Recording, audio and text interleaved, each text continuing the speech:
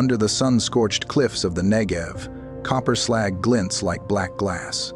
For centuries, travelers stepped past these mounds without a second glance. Locals called them King Solomon's Mines, a name spoken more from legend than proof. Yet what was labeled lost was never truly hidden. The ruins lay in plain sight, half buried in desert silence, asking for eyes trained not on gold, but on ash. The story of Timna begins not with treasure, but with waste, slag, soot, and traces of forgotten fire. Here, the ordinary keeps ledger. Black, glassy slag for output, ash for rhythm, wind-sealed layers for time. Early explorers in the 19th century filed Timna as Egyptian leftovers.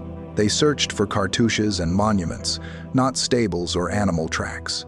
In the 2010 seconds, a new team led by Erez Ben Yosef reopened the pits with modern survey and dating, and the chronology shifted forward by centuries, refashioned. Activity now clustered in the early 1st millennium BCE, long after Egyptian withdrawal, placing Timna's peak near the age of David and Solomon, refashioned. The lost mines had been misread, an industrial horizon mistaken for a footnote. Imagine a valley ringing with hammer on stone and bellows on breath. No palaces, no gold, only blackened earth and the rhythm of work. Copper, drawn from these furnaces, became fittings, tools, and weapons, wealth measured in usefulness, not sparkle. Ingot after ingot moved along caravan veins toward distant courts. Names faded, networks endured. Wind erased the pattern, but left the slag. Rumor survived where receipts were buried. What changed was not the landscape, but the lens. Archaeologists learned that absence of grandeur does not mean absence of civilization. A wall of slag is not debris, it is data. A thin line of ash can hold a century of habit. Dig deeper, and you meet seeds, bones, textiles, dung, ordinary archives of an organized camp, Refash 3. Under this light, Timna becomes a laboratory where faith and fact sharpen one another. Hype quiets, patterns speak. Modern science entered quietly and stood on humble things.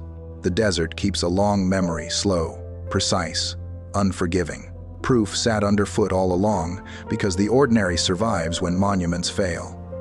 The real question was never whether mines existed, but whether we could recognize evidence that looks nothing like glory. Sometimes the sacred hides, not in spectacle, but in neglect. Sometimes the strongest witness is the one we were taught to ignore. If truth can lie in plain sight for 3,000 years, what else are we overlooking because it seems too ordinary to matter?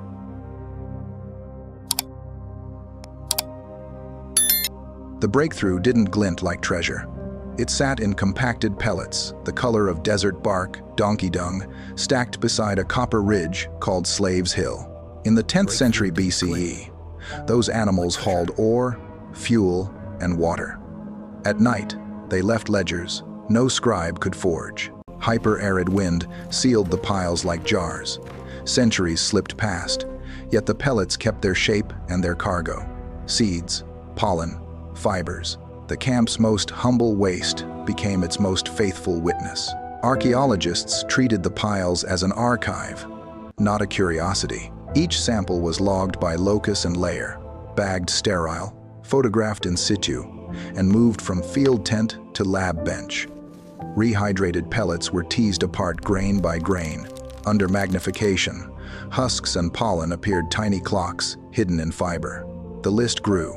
Barley, grape, fodder, shrubs, plants from greener zones beyond Timna's arid rim, Refashtu. Animals here were eating imports, not scrub. Supply lines, not happenstance, kept the camp alive. Then the numbers landed. Accelerator mass spectrometry, AMS, tested select pellets and associated charcoal. Dates clustered in the early 1st millennium BCE, right in the Solomonic period window, Refashon. Blanks and standards passed. Short-lived plant matter checked, old wood drift. Rumor gave way to decade-scale pins. Timna's furnaces were not a bronze afterglow. They were burning in the world of David and Solomon, Refashon. Numbers alone can tempt overreach, so the team read outward. If fodder came from distant fields, someone organized the transport.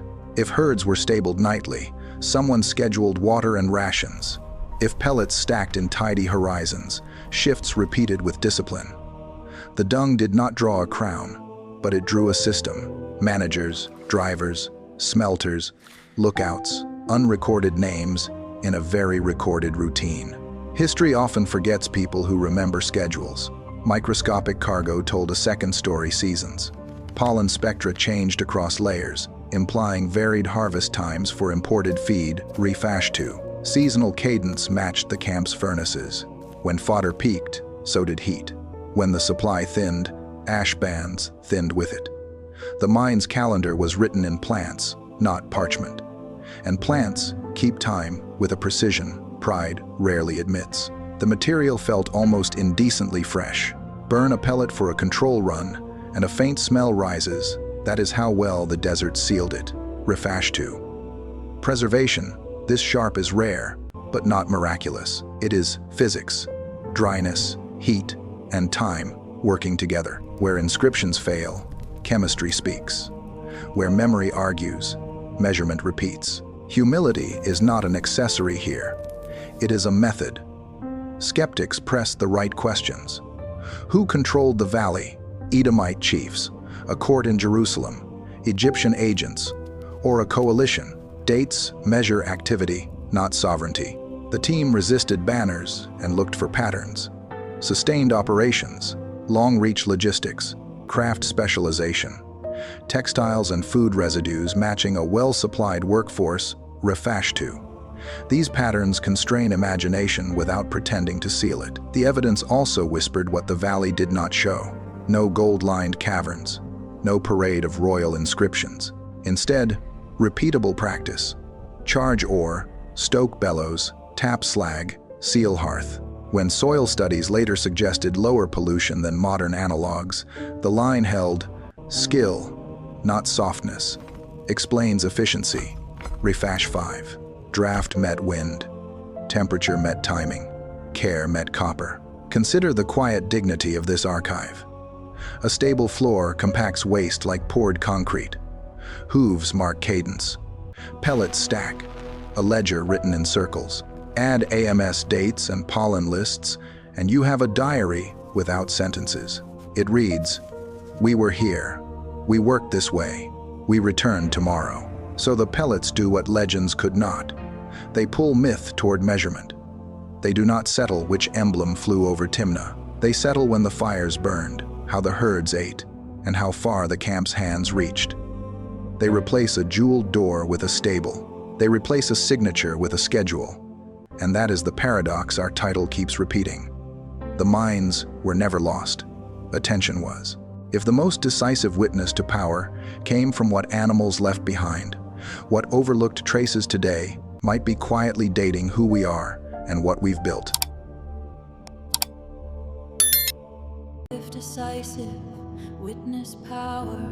Forts, firewood, and forgotten engineers. Step back from pellets and the ground resolves into plans. Smelters do not thrive on chance, they thrive on repetition. Slag mounds sit where channels once ran. Channels sit where furnaces once breathed. Clay tuyères bellows nozzles rise from dust like fossil reeds. Charcoal lenses stripe the earth, thin horizons cut by work breaks and wind. This was choreography, not frenzy load. Stoke, tap, seal, repeat. Follow the lines outward and walls appear. A stone gatehouse commands the track into camp. Beside it, a packed yard reads as stables. Tether points, trampling floors, dung compacted into something like poured concrete, refash 3. Mini reveal. Fortifications and stables mean permanence, not a raid. Someone planned for tomorrow and the next season. Guards scanned horizons. Scribes tallied fodder. Runners memorized the water chain. Inside the footprint, tasks separate by wisdom. Ore, crushing, upwind of the hearths, roasting on a shoulder of rock. Smelting where drafts cooperate, slag cooling away from foot traffic, refash 3. Textiles turn up where the body meets heat. leather where hooves meet stone, ceramics where fire meets breath. Industry is a mosaic.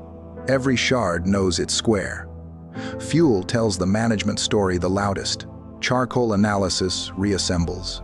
Vanished forests, acacia, tamarisk, perhaps pistacia, each with its burn profile and cost. Species mix and ring counts imply a supply radius, pushing well beyond the valley. Refash 4. Someone scouted, felled, bundled, staged, and delivered wood just in time. Miss the cadence, and the fires die. Push it too hard, and the hills go bare. Timna's eventual pause reads like an equation solved to exhaustion. Maps make the math visible. Draw concentric rings at 20, 40, 60 kilometers. Overlay wadis, passes, and seasonal tracks. Now fit caravan capacity against furnace appetite. Bellows want rhythm, not drama. Every load late is heat lost, ore wasted, labor endangered. Copper punishes improvisation. It rewards schedule. Efficiency left quieter signatures in the soil. Recent studies suggest ancient smelting here polluted less than modern analogs, not because copper turned gentle, but because technicians tuned air and temperature with care. Refash 5. Draft channels were sited for prevailing winds. Furnace throats angled to spare bellows. Slag tapped at repeatable intervals. Small optimizations, multiplied over years, become culture. Ignorance cannot sustain complexity. Walk the perimeter, and the human layer comes into focus. Not kings on basalt, but foremen calling shifts. A master smelter whose hands knew when ore would run. Teamsters arguing over axle grease. A water captain whose schedule decided who lived. If treaty or tribute bound distant courts to desert metal, it moved along this grid first hoof to furnace to ingot. The camp's order also explains its myths. Legend imagines a glittering cave. The ground preserves a disciplined school. Legend seeks a single name. The footprint records many crafts. We inherit the sparkle. Archaeology restores the structure. And structure is what wealth looks like before anyone counts it. So Timna stands as an instruction, not just a site. It teaches that power is measurable in gates, fuel, and timing. That endurance is the sum of 1,000 small obediences to the material world, and that dignity can speak without an inscription through paths worn, hearths rebuilt, loads tallied, heat held.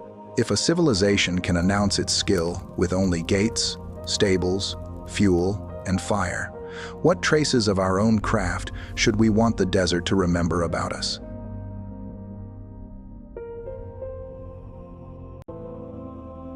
Between Solomon and Edom, step into the debate, and the desert draws a second horizon. The line between evidence and identity. One picture sees Edomite chiefs running Timna as a tribal industrial core. Another sees coordination, direct or indirect, from a Jerusalem court binding labor by treaty. The slag keeps its counsel. Charcoal and dung tell only time. Ceramics, textiles, and metallurgical recipes whisper habit, not heraldry. Refash 6. Many reveal. The strongest facts resist flags.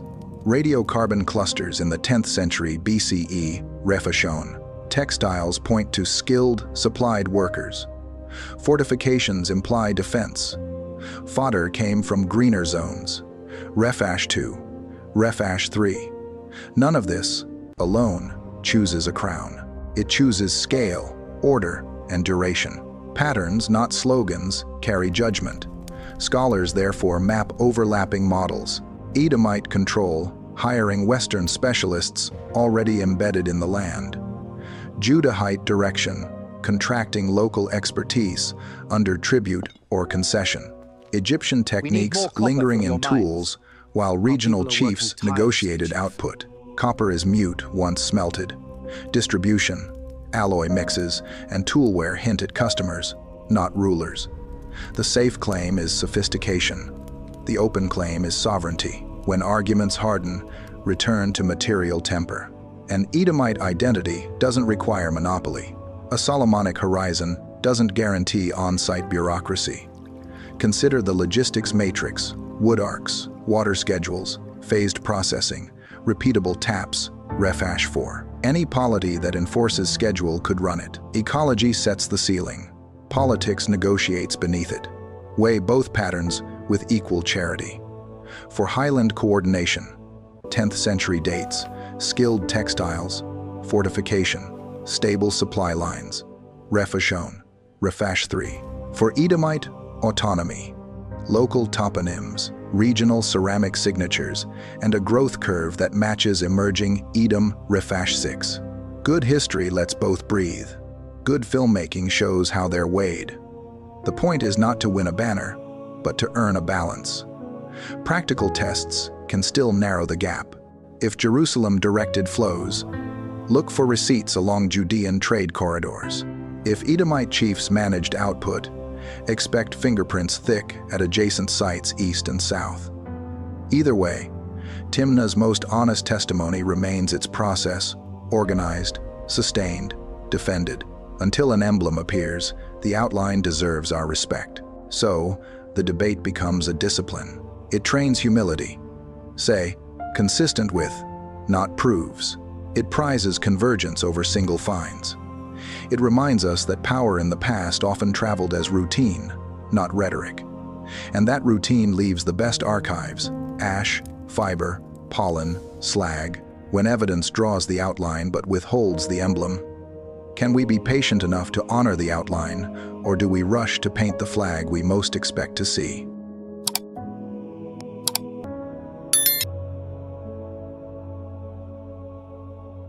The value of what we discard. This is not a tale of a treasure cave opened. It is a lesson in attention trained. At Timna, slag becomes ledger, ash becomes rhythm, pellets become receipts, forts imply tomorrow, stables imply return, furnaces imply method. Truth, here, rewards patience more than spectacle. There is a moral inversion at the center. We seek crowns, the earth offers chores. We want signatures, the strata keep schedules. Legends chase jewels. Archaeology weighs patterns. Wisdom begins where pride runs out of metaphors, with the ordinary, repeated until it remembers us. Look again at what the desert preserved. Seeds from fields we cannot see.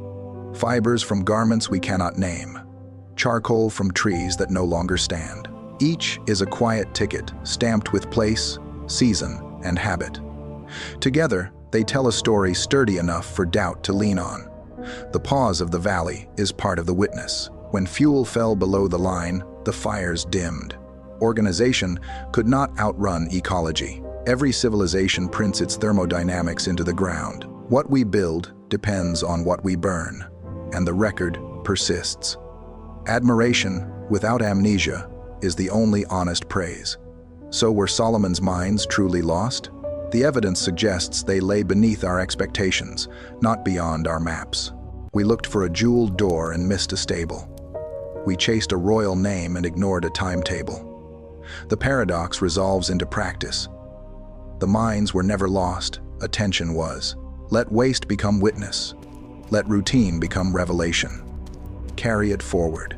Audit the small things that outlast: noise, habits, ledgers, schedules, care. Build in ways you can measure without applause. Honor materials, seasons, limits. If faith means trusting what is worthy, begin with what endures when nobody watches. That is how memory becomes truthful and hope becomes sane. If the earth remembers us most clearly in what we discard, how should we work and build so that what we leave behind tells the truth we hope to be believed?